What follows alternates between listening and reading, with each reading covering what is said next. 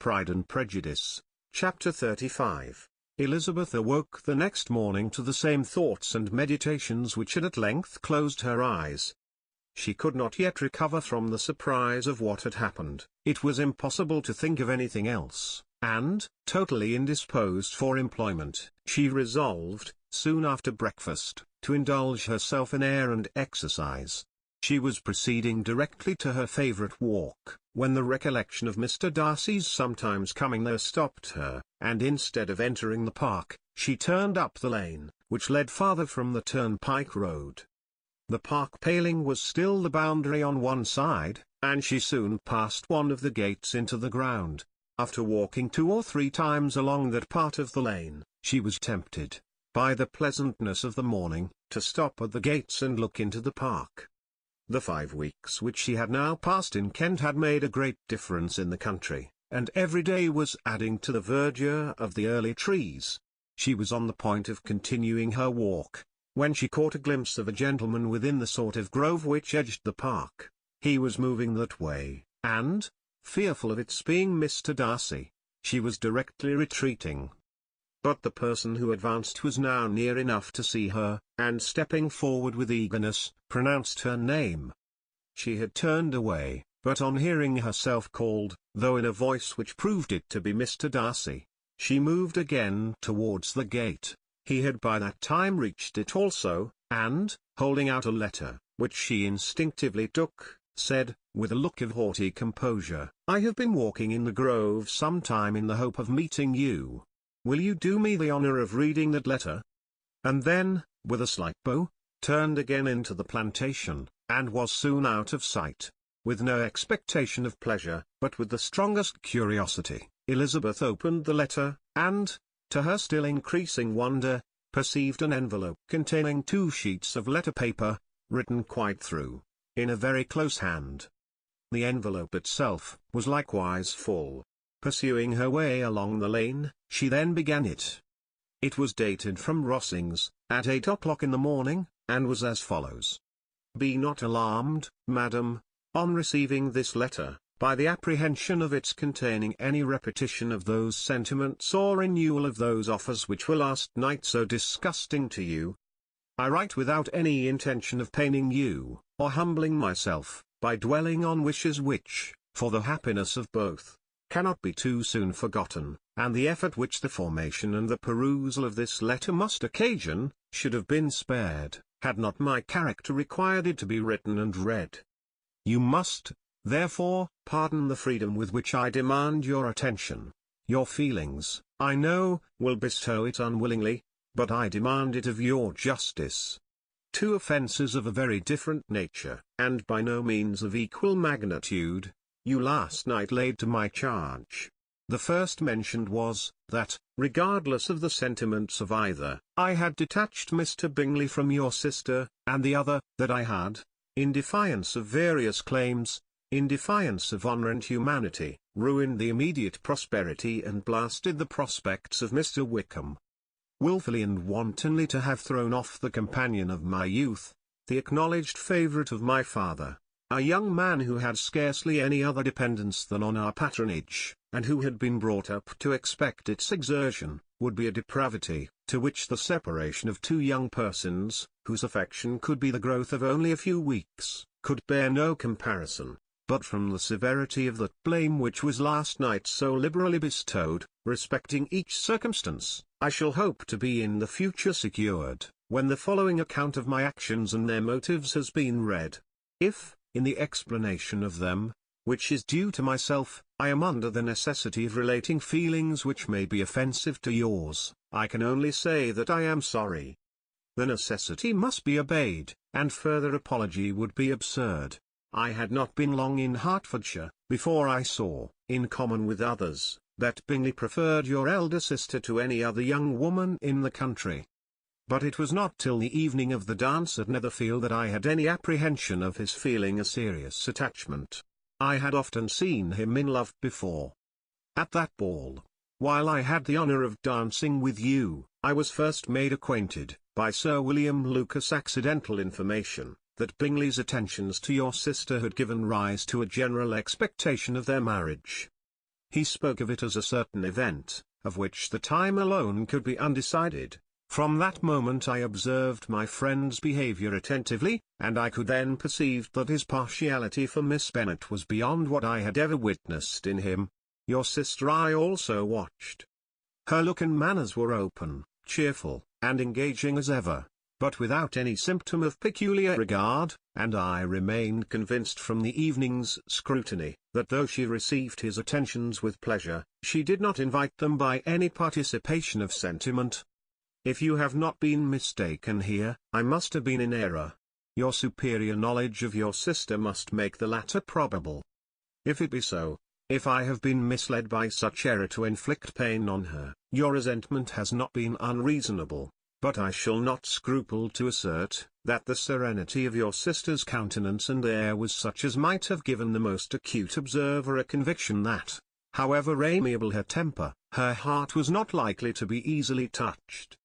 That I was desirous of believing her indifferent is certain, but I will venture to say that my investigation and decisions are not usually influenced by my hopes or fears. I did not believe her to be indifferent because I wished it, I believed it on impartial conviction, as truly as I wished it in reason. My objections to the marriage were not merely those which I last night acknowledged to have the utmost force of passion to put aside.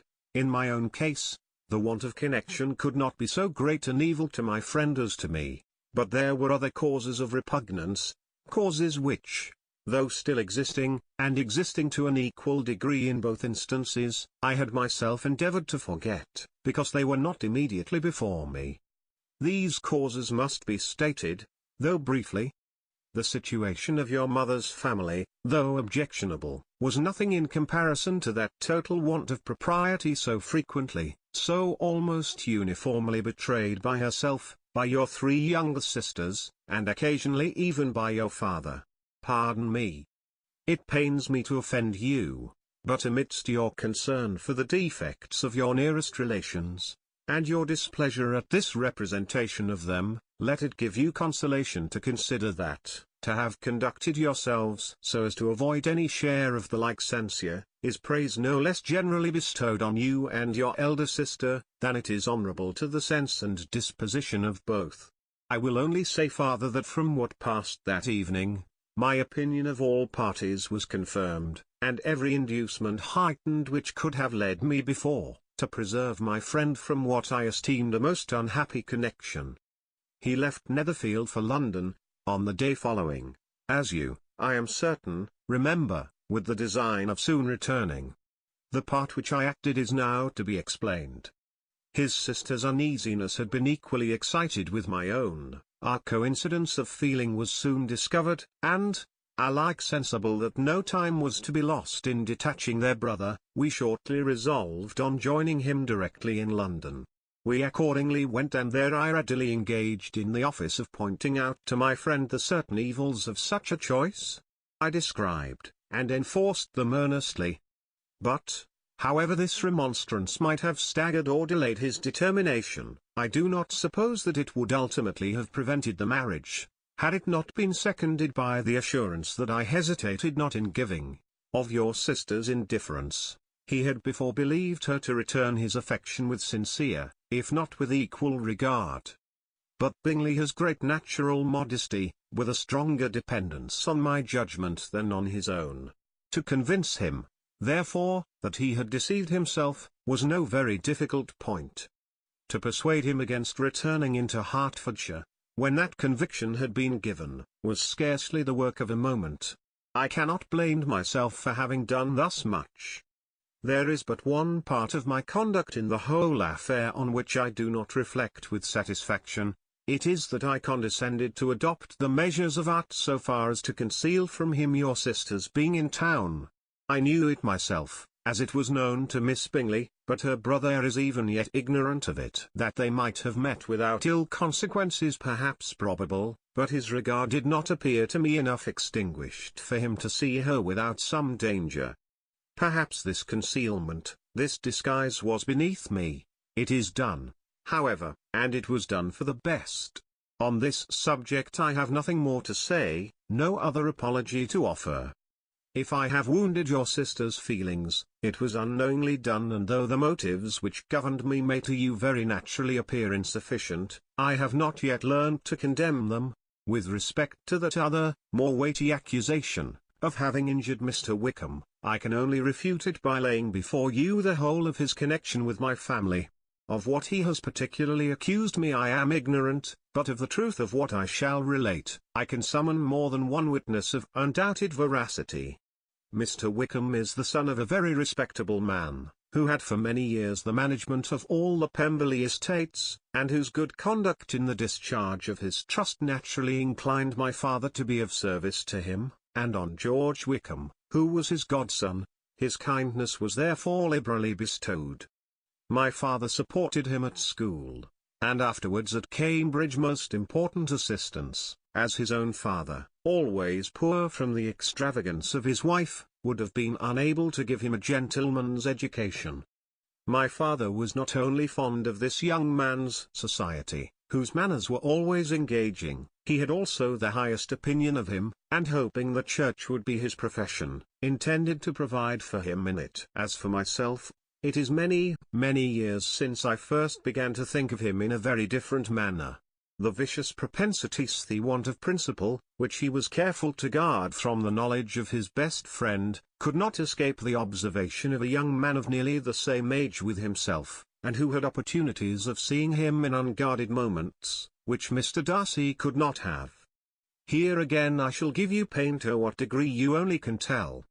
But whatever may be the sentiments which Mr. Wickham has created, a suspicion of their nature shall not prevent me from unfolding his real character. It adds even another motive. My excellent father died about 5 years ago, and his attachment to Mr. Wickham was to the last so steady, that in his will he particularly recommended it to me, to promote his advancement in the best manner that his profession might allow, and if he took orders, desired that a valuable family living might be his as soon as it became vacant.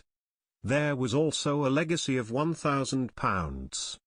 His own father did not long survive mine, and within half a year from these events, Mr. Wickham wrote to inform me that, having finally resolved against taking orders, he hoped I should not think it unreasonable for him to expect some more immediate pecuniary advantage, in lieu of the preferment, by which he could not be benefited. He had some intention, he added, of studying law, and I must be aware that the interest of £1,000 would be a very insufficient support therein. I rather wished, than believed him to be sincere, but, at any rate, was perfectly ready to accede to his proposal. I knew that Mr. Wickham ought not to be a clergyman. The business was therefore soon settled, resigned all claim to assistance in the church, were it possible that he could ever be in a situation to receive it, and accepted in return £3,000. All connection between us seemed now dissolved. I thought too ill of him to invite him to Pemberley, or admit his society in town. In town I believe he chiefly lived, but his studying the law was a mere pretence, and being now free from all restraint, his life was a life of idleness and dissipation. For about 3 years I heard little of him, but on the decease of the incumbent of the living which had been designed for him, he applied to me again by letter for the presentation. His circumstances, he assured me, and I had no difficulty in believing it, were exceedingly bad. He had found the law a most unprofitable study, and was now absolutely resolved on being ordained, if I would present him to the living in question, of which he trusted there could be little doubt, as he was well assured that I had no other person to provide for, and I could not have forgotten my revered father's intentions. You will hardly blame me for refusing to comply with this entreaty, or for resisting every repetition to it.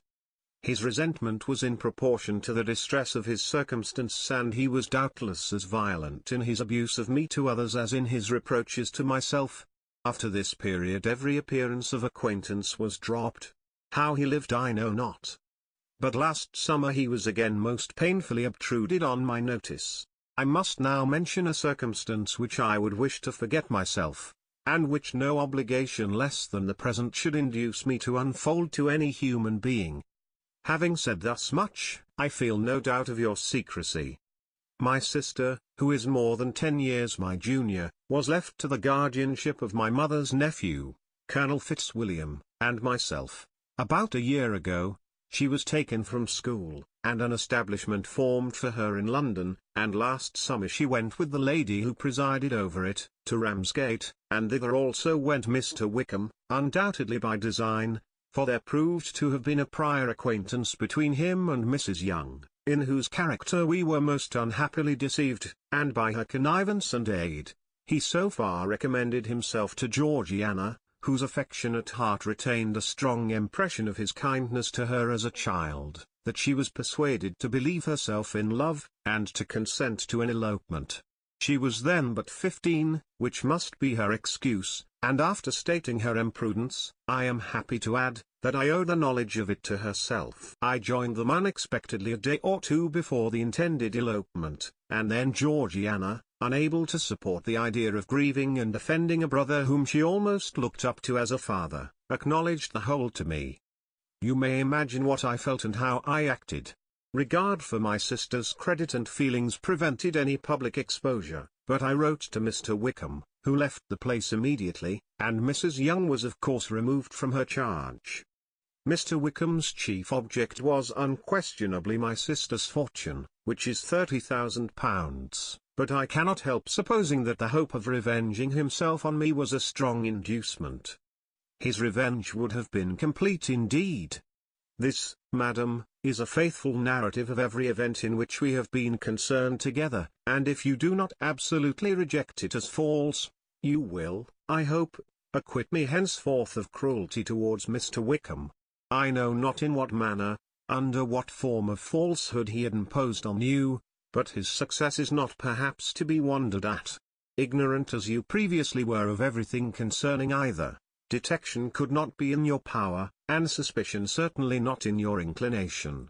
You may possibly wonder why all this was not told you last night, but I was not then master enough of myself to know what could or ought to be revealed.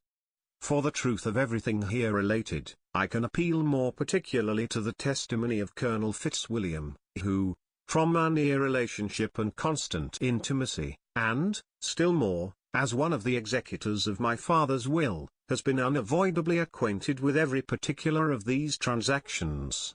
If your abhorrence of me should make my assertions valueless, you cannot be prevented by the same cause from confiding in my cousin, and that there may be the possibility of consulting him, I shall endeavour to find some opportunity of putting this letter in your hands in the course of the morning. I will only add, God bless you. Fitzwilliam Darcy.